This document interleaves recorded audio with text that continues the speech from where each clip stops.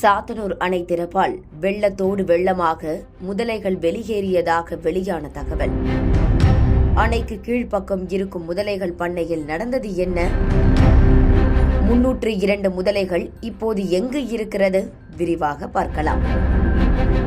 திருவண்ணாமலை மாவட்டம் செங்கம் அடுத்த சாத்தனூர் அணைக்கு அருகே கடந்த 1977ஆம் ஆண்டு முதலை பண்ணை துவங்கப்பட்டது.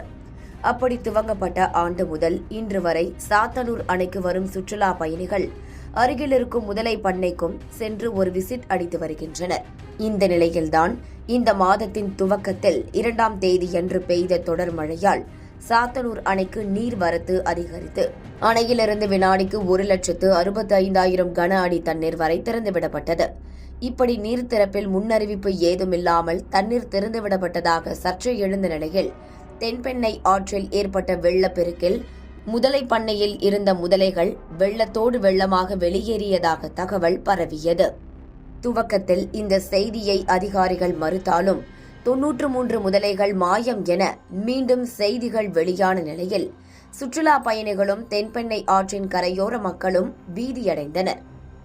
இந்த விவகாரத்தில் என்ன நடந்தது என்று சம்பந்தப்பட்ட சரக வனத்துறை அதிகாரி விஸ்வநாதனிடம் விசாரித்தோம். அப்போது பேசிய அவர், ஒவ்வொரு மாதமும் பண்ணையில் எவ்வளவு முதலைகள் உள்ளது என்பது குறித்து மேலதிகாரியிடம் கணக்கு வழங்கப்படும். அதுபோல் கடந்த மாதம் கணக்கு ஒப்படைக்கப்பட்டது. அந்த கணக்கில் 302 முதலைகள் இந்த பண்ணையில் இருப்பதாக குறிப்பிடப்பட்டுள்ளது. தொடர்ந்து இன்று வரையிலும் பண்ணையில் அதே 302 முதலைகள் தான் உள்ளன.